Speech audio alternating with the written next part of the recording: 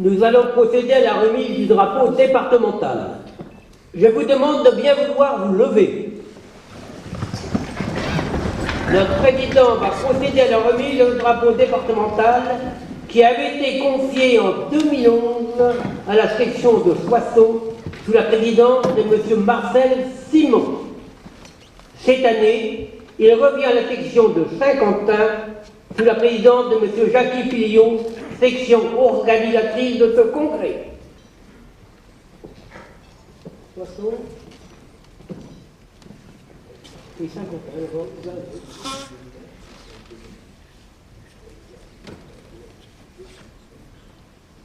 Merci, M. le Président.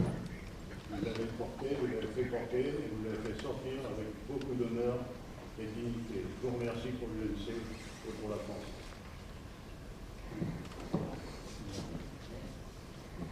Monsieur Jacques Fillon, président de la section de l'UNC, je vous confie ce drapeau de l'UNC départementale. Je vous remettrai à votre porte-drapeau principal.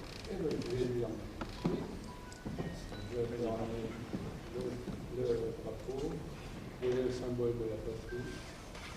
Il faut le sortir et le garder.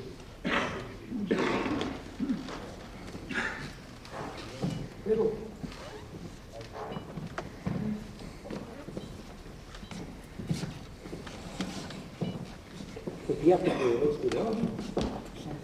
Remise du fanion d'honneur. Lors du congrès de Soissons, il avait été confié à la section de Poisy, sous la présidence de M. Jean Poulain.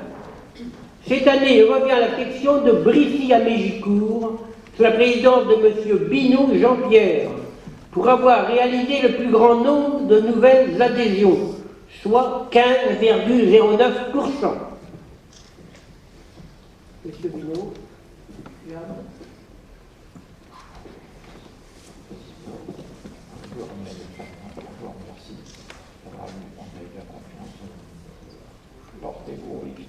Pas me remercier, c'est moi qui vous remercie de l'avoir fait porter et surtout fait sortir et montrer avec beaucoup de dignité et d'honneur.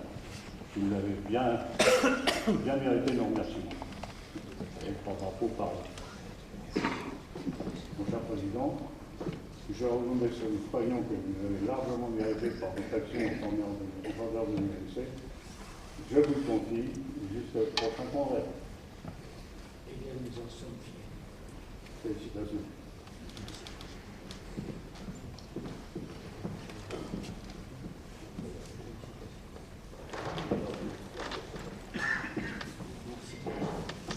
je crois qu'on peut les applaudir.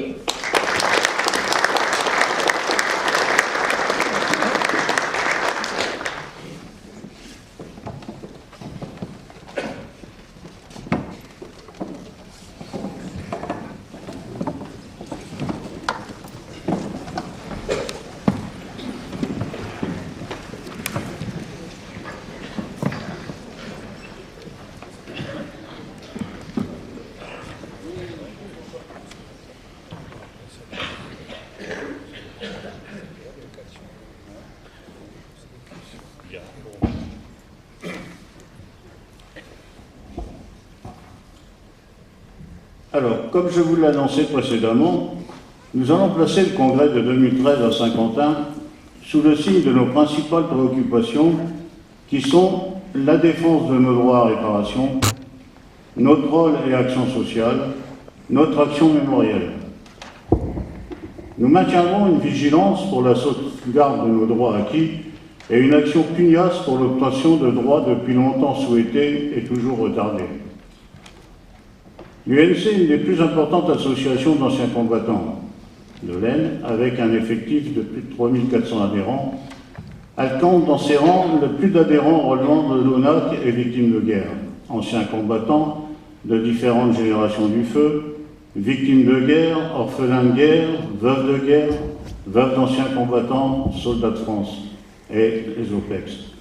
Autant de catégories de ressortissants, autant de droits à défendre. La difficulté est de taille.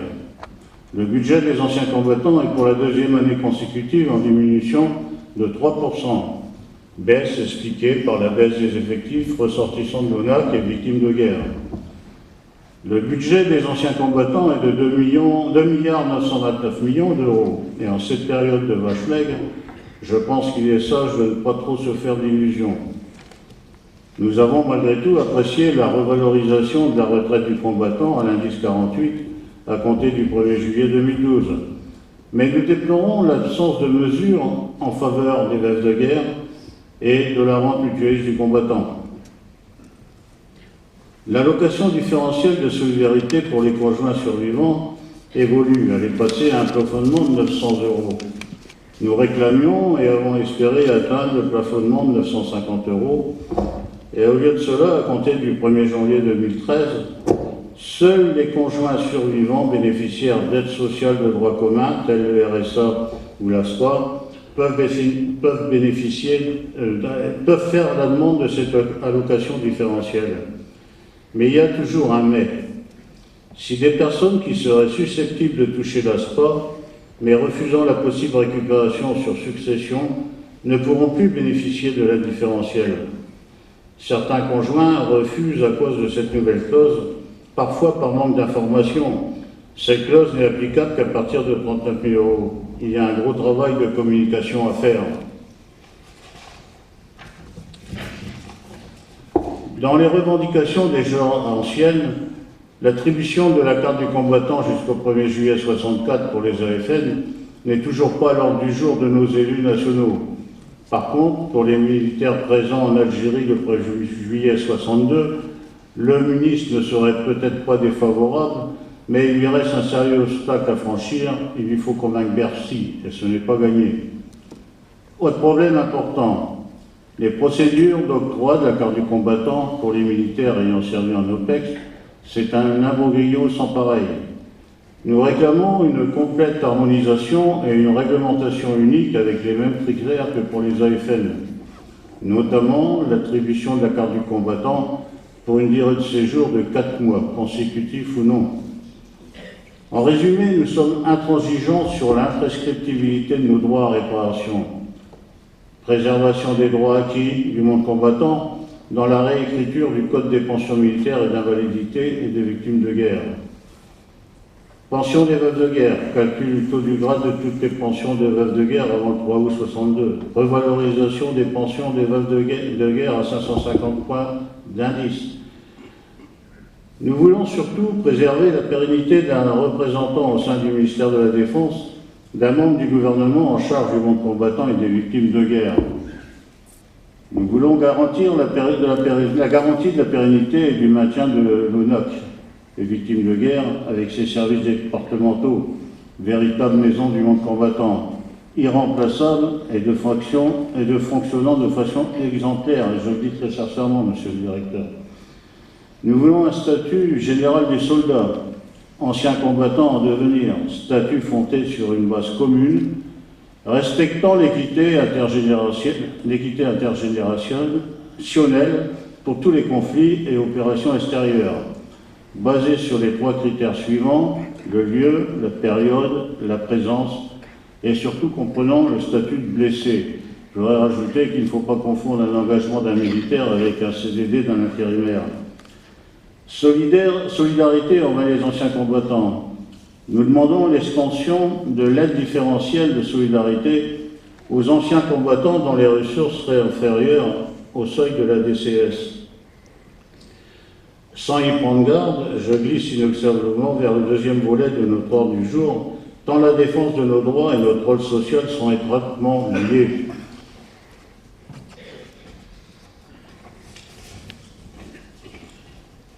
Notre action sociale et notre ordre social. De notre action sociale, j'en parlerai peu comme il se doit, et j'ai beaucoup de discrétion, de doigté et de pudeur. Elle est à plusieurs niveaux. Pour une grande partie, c'est vous, les présidents de section, qui en êtes les principaux acteurs. C'est vous qui repérez les besoins, souvent lors d'un décès ou d'une maladie. Vous intervenez souvent en première urgence, le temps d'instruire un dossier de demande d'aide via le service solidarité de l'ONAC ou le service action sociale de l'UNC, rue de Vézelay.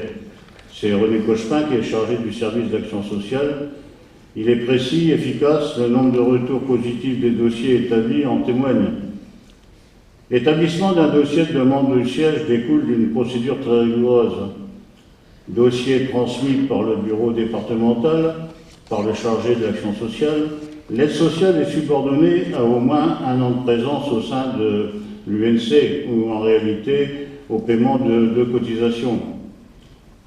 Par dérogation à cette règle, la veuve d'un ancien combattant peut bénéficier d'une aide sous réserve que son adhésion succède sans délai à la disparition du conjoint décédé. D'où l'impératif besoin de faire adhérer sans délai les veuves d'anciens combattants. Cela peut s'avérer utile. L'UNC a un rôle social important, que ce soit national, départemental ou local. Chacun à son niveau est garant de la solidarité entre les anciens combattants, bien évidemment, mais aussi entre toutes les diverses composantes de nos adhérents. Plus qu'un rôle social, notre UNC a un rôle éthique. Vous êtes les défenseurs de nos valeurs, des valeurs de la France. Nos valeurs sont aussi des valeurs humaines, malheureusement trop bafouées par un certain nombre de nos concitoyens, mais par bonheur encore respectées par un grand nombre. Vous êtes par vos actions, par vos comportements des modèles. Vous rassemblez, animez, aidez. Vous avez un comportement citoyen. Vous inspirez le respect. Le social, c'est simple, c'est compliqué, mais c'est simple aussi. La modestie de Chaki Fillon et de son équipe devrait-elle en souffrir? Je vais vous citer Saint-Quentin en exemple. La collecte de lunettes que vous faites depuis si longtemps, que vous envoyez aux nécessiteux, c'est du social et c'est humain. C'est l'organisation d'un pèlerinage à Lourdes que vous faites, que vous allez faire pour 2014, avec accompagnement des malades, retrouver des camarades, renouer des amitiés. Le social, c'est aussi le soutien aux pensionnaires des maisons de retraite de l'ONAC, tel que pratiqué à Saint-Gobain par la l'Oasis, présidé par notre ami Guy d'Orangeville, aussi à citer en exemple. Notre rôle social, je vais dire une grosse la palissade, mais c'est aussi de rendre l'humanité plus humaine.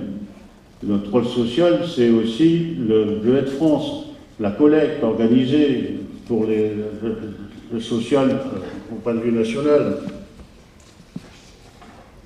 Notre action, donc je vais passer à notre action mémorielle. Comme mon ami Cochin m'avait donné 10 minutes, donc je vais me cantonner sur mes 10 minutes.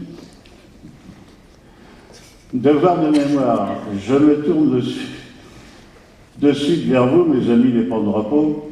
Vous êtes le symbole vivant de nos devoirs de mémoire que nous avons reçus de nos aînés et que nous transmettons, et la transmission se fait progressivement, sans cesse, à chaque remplaçant de responsable et de porte-drapeau par un nouveau, de nouvelles générations. Cela se passe très bien. Le devoir de mémoire, c'est honorer les dates anniversaires des événements historiques, mais c'est aussi honorer et rendre les honneurs des drapeaux à un ancien combattant. Vous le faites très bien, avec dignité et sensibilité. Mais je voudrais vous parler aussi de notre action mémorielle pendant les années à venir. 2014 sera le centenaire de la déclaration de guerre, de la Grande Guerre. Première bataille de la Marne qui s'est déroulée les premiers moments de la guerre dans un triangle de 30 km de côté. Villers-Cotterêts, Ferrand-Tardenois, Château-Thierry. Ça va être le 70. Notre grande dame aura 100 ans, ça sera une centenaire. Donc ceux qui seront encore là en 2018, si nous y sommes, ça sera à fêter en plus très dignement. Nous devons nous préparer. Déjà des réflexions sont engagées par le département, par M. le préfet, le conseil général. M. Hudelot, directeur de l'ONAC, en est le coordinateur et centralisateur des projets. Si vous avez des projets, je vous invite à les faire connaître à M. le directeur.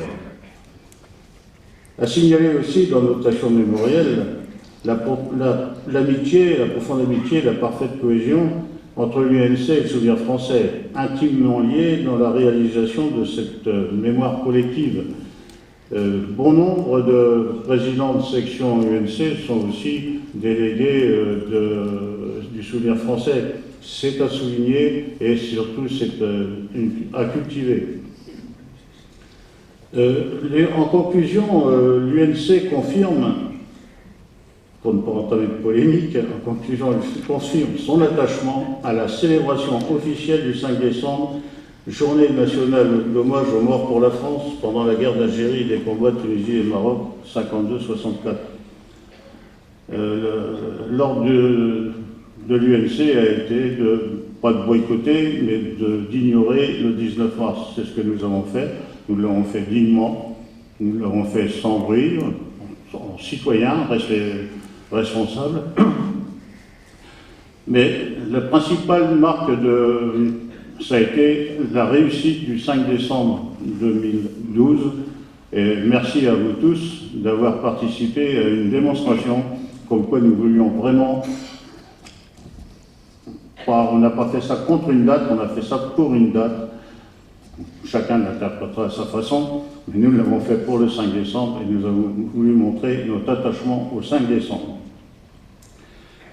Le devoir de mémoire, c'est aussi être solidaire des pouvoirs publics et de la justice pour faire respecter les symboles de la France. Je voudrais surtout appuyer là-dessus, faire respecter les symboles de la France en poursuivant, en sanctionnant les auteurs d'outrage, de diffamation et de profanation. Je trouve anormal que les outrages, les diffamations, les profanations envers les valeurs de la France ne soient pas plus poursuivis et surtout plus punis. Je pense avoir fait passer les messages qui me semblaient dignes d'intérêt et je vous remercie de m'avoir si patiemment écouté. Simplement vous dire vive l'UNC, vive la France.